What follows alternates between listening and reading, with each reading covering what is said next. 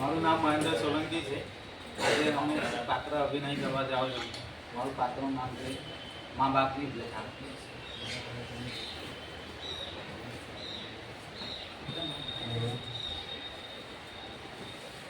ના ના, આમ નહીં બોલીશ.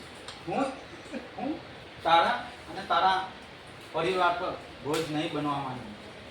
હા, એ વાત સાચી છે કે તમે 3 ભાઈઓ છે, પરંતુ આ ઉંમરે અમારે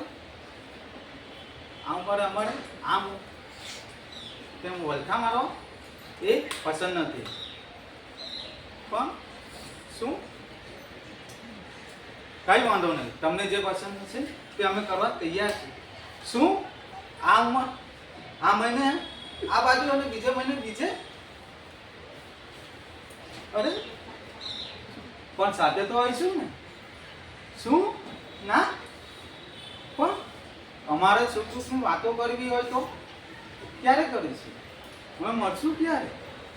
આ અમારે વાતો વાગડવી હોય તો જશું ક્યાં? શું?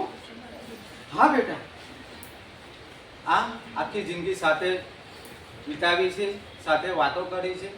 હે સારું સારું બેટા, આખી જિંદગી અમે બાળકોની પાછળ, બાળકોના ઘડતર પાછળ ને થોડુંક પોતાના ઘડતર પાછળ વિતાવ્યું છે.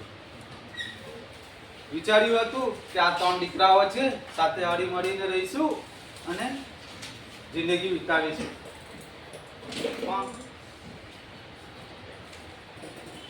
અરે આ મા બાપ હતા, જીવતા હતા ત્યારે તેમની સેવામાં પણ બલિદાન આપ્યું છે અને સમય વીતતો ગયો છે. ના બેટા ના, તું જેમ કહે તેમ અમે અને તારી માં જ્યાં રાખશો ત્યાં અમે રહેવા માટે તૈયાર છીએ.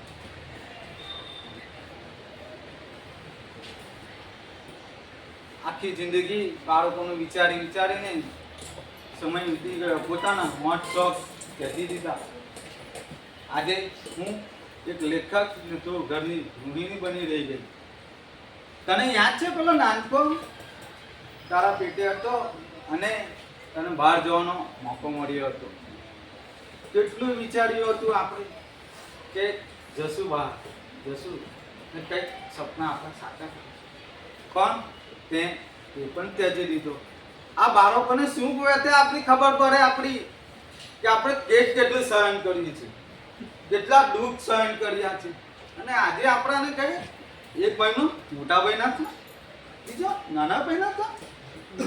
આ શું, એમને શું વ્યથા ચાલે કે મા બાપે કેટલી તપસ્યા, કેટલું સહન કરી તમને મોટા કર્યા છે. અરે પોતાની મઠ શોખ, પોતાનું ઘર, પોતાનું બધું જ ત્યજી દીધું. અને આજે તમે એમને, જ્યારે એમનું વૃદ્ધાશ્વ આવ્યું ત્યારે તમે એમને છોડી દો છો અને કહો છો 1 મહિને મોટા ભાઈ નથી. શું આ વ્યથા? ચાલ આજે 2 ઘડી વાત કરી લઈએ, બાકી કાલ પુણે દીધી છે.